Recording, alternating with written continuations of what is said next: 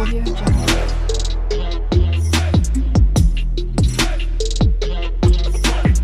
Audio Jungle. Hello friend, welcome back to my channel. তোমরা সবাই কেমন আছো? আশা করি তোমরা সবাই ভালোই আছো। তো আজকে একটা কি রেসিপি নিয়ে আসছি, টাইটেল থাম্বনেলে বুঝেই গেছো। আর এই রেসিপিটা না মানে প্রায় 4-5 দিন ধরে বানাবো। তো এত শরীরটা খারাপ না, তো বানাতে পারছি না, তো জিনিসটা খারাপ হয়ে যাচ্ছে। তো ভাবলাম এখনও পর্যন্ত ঠিক হয়নি, এখনও শরীরটা খারাপ আছে, তোমরা চোখ মুখ দেখে বুঝতেই পারছো। তো প্রপারলি যে একটা আমি রেসিপি তোমাদেরকে শ্যুট করে দেখাই, যে একবারে ওরকমভাবে আর দেখাতে পারছি না। তো যেরকম নর্মাল আমি ঘরে রান্না করি আমি সেরকমভাবেই তোমাদেরকে দেখাচ্ছি, কেননা জিনিসটা আমার খারাপ হয়ে যাচ্ছে সেই জন্য। তো আমি এখন বানাবো কর ভাঙা টক চিংড়ি মাছ দিয়ে, মানে ছোটো ছোটো ঘুষা মাছ আর কি যাকে বলে। আর হচ্ছে আমরা তো এটাকে কর ভাঙা ছোটোবেলা থেকে বলেই চিনি, জানি আমাদের মেদিনীপুরে তো কর ভাঙাই বলে, কিন্তু অনেকে দেখেছি কামরাঙাও বলে। তো চলো তোমাদের যারা কামরাঙা বলে চিনো কামরাঙা, আর আমি কর ভাঙার। তো কর ভাঙা দিয়েই টকটা বানাবো।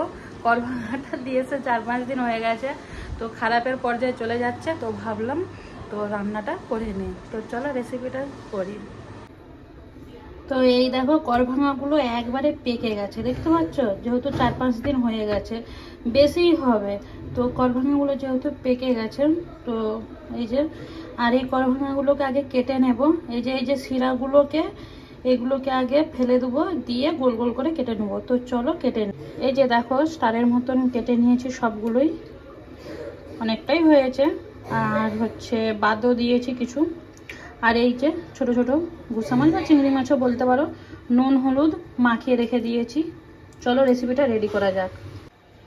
এখানে দেখো কড়াটা গরম বসিয়ে দিয়েছি, যেহেতু মাছটা ভাজবো তাই সরষের তেলেই রান্নাটা করবো। এখানে তেলটা দিয়ে দিলাম, তেলটা আমার গরম হয়ে গেছে। এবার এই যে মাছগুলো দিয়ে দেবো, সব মাছগুলোই দিয়ে দেবো।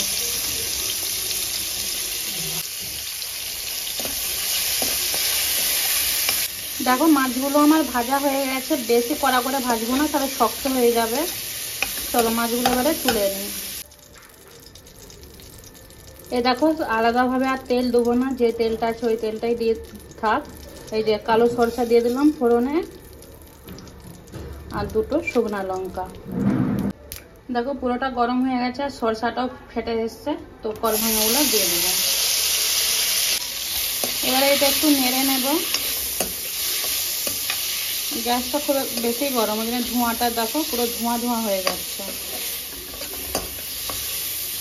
সামান্য পরিমাণে হলুদ দিয়ে দেবো, সামান্য পরিমাণে নুন। এটা এবারে মিক্স করে নেব। আর আজকের রেসিপিটা পুরোটাই ঘরে এলো যেরকম বানাচ্ছি, কোনো সেটআপ কিছু রেডি করিনি, তাই হাতে করে ফোনটাই ধরে করছি। তো ক্যামেরাটা বারবার লড়ছে, নাহলে তোমরা তো জানো যারা আমার রেসিপি ভিডিও দেখো, পুরো একভাবেই থাকে ক্যামেরাটা। চলো তোমাদের সাথে কথা বলতে বলতে এই যে মিক্স হয়ে গেল। এবারে একটু জল দিয়ে দেবো।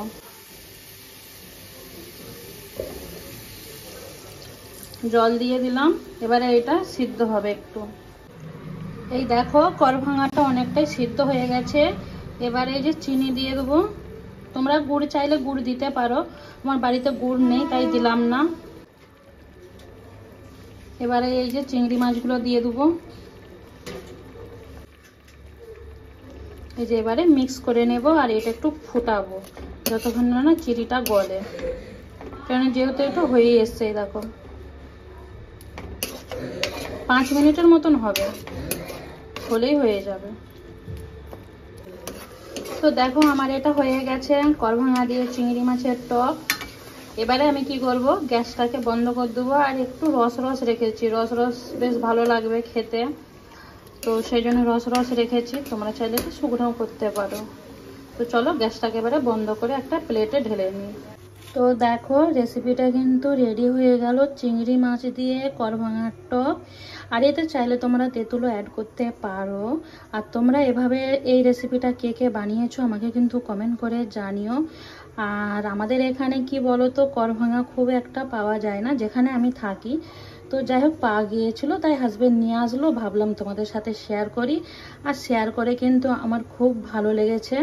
তো করভাঙা তো কাঁচাই বেশি ভালো লাগে খেতে, ছোটোবেলা থেকে কাঁচাই খেতাম, কিন্তু রান্না করেও খেলে টক টক ভালোই লাগে।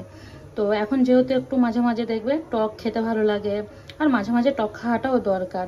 তো যাই হোক এভাবে আমি বানিয়ে নিলাম, তোমরাও বাড়িতে বানাও, আর কে কে বানাও আমাকে কিন্তু কমেন্ট করে জানাবে। রেসিপিটা যদি ভালো লেগে থাকে লাইক কমেন্ট শেয়ার করে দিও। তোমাদের সাথে আবার দেখা হচ্ছে কোনো একটা রেসিপি বা ভিডিওর সাথে। তো চলো টাটা বাই।